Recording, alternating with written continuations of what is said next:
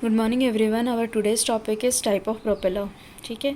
So there are various types और classes of propeller, the simplest of which are fixed and ground adjustable propeller. ठीक है. First we will see the types of propeller. First is fixed pitch propeller, second is ground adjustable propeller, then controllable pitch propeller, then constant speed propeller. In constant speed propeller there are further two types, that is feathering and reverse pitch propeller. ठीक है. So first line we will see there are various types of classes of propeller, the simplest of which are fixed pitch and ground adjustable propeller. These first two types ना that are simplest, मतलब ये दोनों type जो है वो simple type है. ठीक है. वो ज़्यादा कॉम्प्लेक्स नहीं रहेंगे. ठीक है. The complexity of propeller system increases from this simpler forms of controllable pitch and complex constant speed propeller. Complexity किस में इंक्रीज हो रहा है? जो कंट्रोलेबल पिच प्रोपेलर है एंड कॉन्स्टेंट स्पीड प्रोपेलर में कॉम्प्लेक्सिटी क्या हो रहा है? इंक्रीज हो रहा है. ठीक है. तो first we will see fixed pitch propeller. Okay. तो फिक्स्ड पिच प्रोपेलर देखो क्या होता है.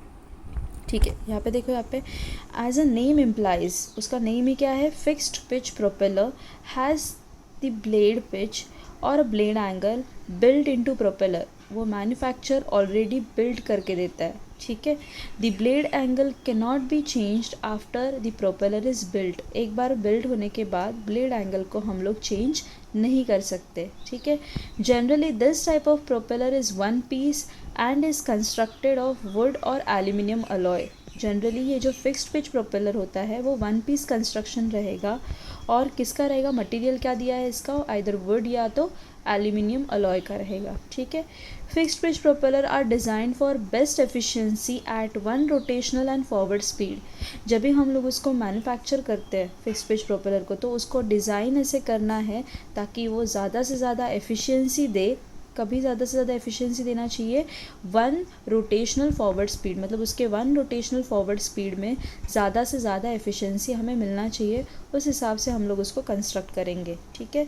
They are design to fit a set of condition of both aeroplane and engine speed and any change in this condition reduces the efficiency of both the propeller and the engine. मतलब क्या है कि हम लोगों ने उसको कैसे design किया है, सारे कंडीशंस को हम लोगों ने कंसिडर किया है. ठीक है.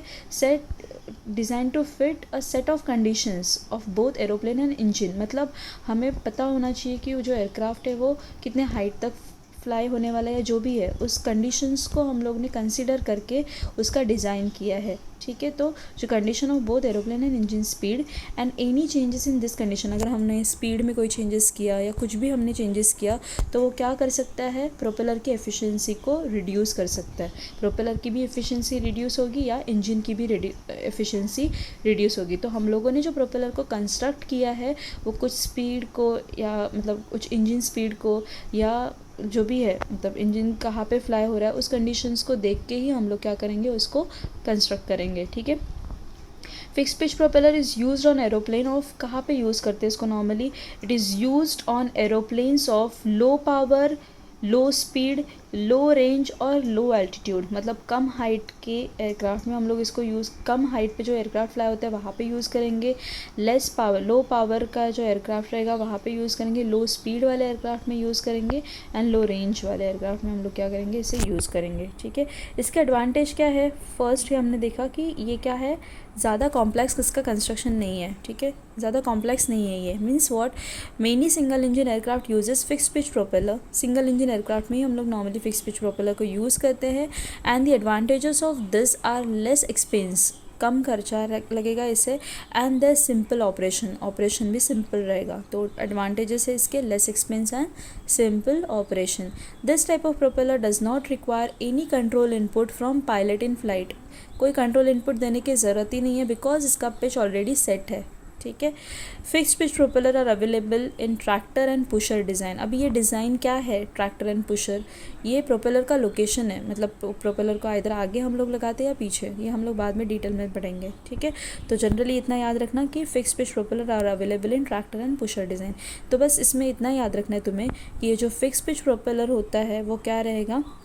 इसका पिच मैन्युफैक्चर ऑलरेडी सेट करके रखता है। ये वन पीस कंस्ट्रक्शन है, आइदर इसका मतलब मटेरियल वुड रहता है या तो एल्यूमिनियम रहेगा, ठीक है। उसको हम लोग किस हिसाब से डिज़ाइन करते हैं कि वो इंजन के स्पीड के हिसाब से हम लोग उसके पिच को सेट करते हैं। अगर कोई भी इंजन के स्पीड में हम लोगों ने चेंजेस किया तो वो क्या करेगा, प्रोपेलर का और इंजन के एफिशिएंसी दोनों को कम कर देगा, ठीक है। इसके एडवांटेजेस क्या है, ये लेस एक्सपेंस है, मतलब कम खर्चे में बनाया जाता है, एंड सिंपल ऑपरेशन, इसका ऑपरेशन सिंपल रहता है, ठीक है। इसके लिए कोई भी पायलट को आउटपुट मतलब कंट्रोल इनपुट देने की कॉकपिट में से इनपुट देने की ज़रूरत नहीं है, क्योंकि ऑलरेडी इसका पिच सेट है।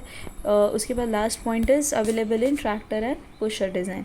Okay, now will see second one. ये तुम लोग फिगर देख लो फिक्स पिच प्रोपेलर का, ठीक है। अभी next is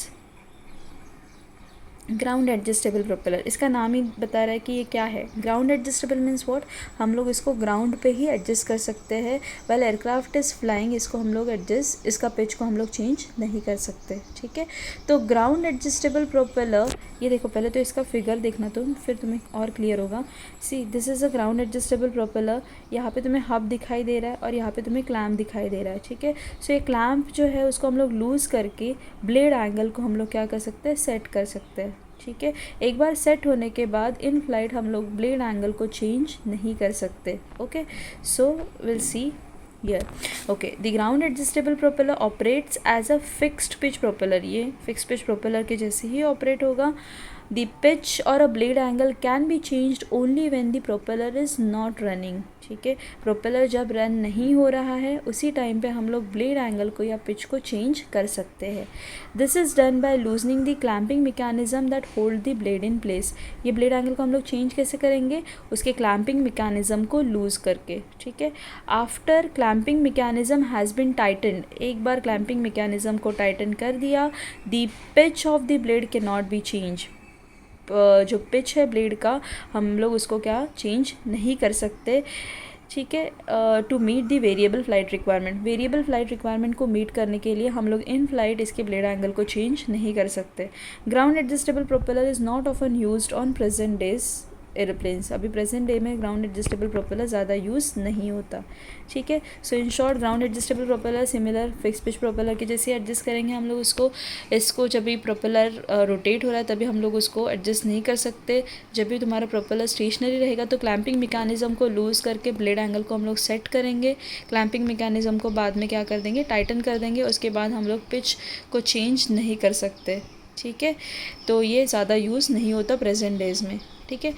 Next is, see this is figure for ground adjustable propeller. Okay, next we'll see controllable pitch propeller.